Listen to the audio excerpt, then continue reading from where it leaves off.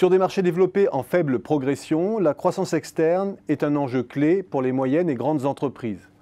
C'est par elles que les entreprises captent les parts de marché, accroissent leur pouvoir de marché et de réseau qui leur confère une meilleure maîtrise du prix, qu'elles se constituent des bases arrières à l'étranger pour mobiliser des ressources ou qu'elles développent une force de frappe pour capter la demande du grand large. Et après une crise longue qui a affaibli des pans entiers de la production, fragilisé certaines entreprises plus que d'autres, le risque, c'est de devenir la proie des entreprises en proue de la reprise. C'était un des gros dangers que nous avions mentionné pour l'économie française dès 2013. La perte de contrôle en 2015 de la branche énergie d'Alstom, puis la fusion du cimentier Lafarge avec Holcim, ou enfin la fusion de la branche ferroviaire d'Alstom avec Siemens en 2017-2018, n'ont fait par la suite que surligner la réalité de la menace d'un repli des intérêts français. Mais au-delà des cas les plus emblématiques, comment se positionne la France dans cette grande lutte pour consolider les marchés à son profit? Le marché des fusions-acquisitions bat son plein et renoue avec ses niveaux d'avant-crise. Le phénomène est amplifié par l'hyperactivité du capital investissement sur le segment de la transmission qui tente à financiariser toujours plus notre économie.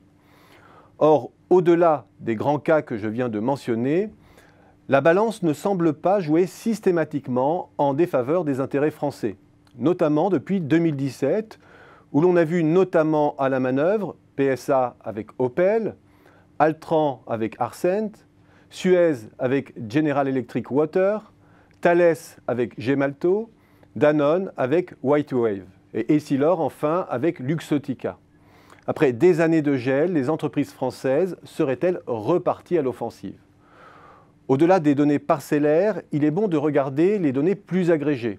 Ce mouvement d'expansion est retracé aussi dans la balance des paiements à travers l'investissement direct, qui relate non seulement les opérations de fusion-acquisition transfrontières, mais aussi toutes les autres opérations qui participent à l'accroissement de la valeur des capitaux productifs sous contrôle hexagonal, par réinvestissement des profits dégagés à l'étranger ou par accroissement de la dette intragroupe notamment. Et ces données confirment bien que la France reprend pied doucement mais sûrement en matière d'investissement direct à l'étranger. Le tissu productif reprend son mouvement d'extension depuis son point bas de 2014. Les niveaux sont encore loin des pics du début des années 2000 ou de la seconde moitié des années 2000, mais il faut avoir en tête aussi que ces périodes étaient des périodes de survalorisation des acquisitions. Surtout, la France redevient investisseur net alors qu'elle avait perdu transitoirement ce statut au début de 2016. Bref, ces données confirment que la France convalescente n'est pas la proie que l'on pouvait craindre. Il faut néanmoins rechercher d'où provient cette capacité offensive dans un pays qui a vu sa profitabilité entamée et dont la valorisation des groupes reste en retrait d'autres grandes nations, notamment l'Allemagne ou les États-Unis. Et c'est là qu'apparaît peut-être le talon d'Achille de ce retour à l'offensive en matière de croissance externe.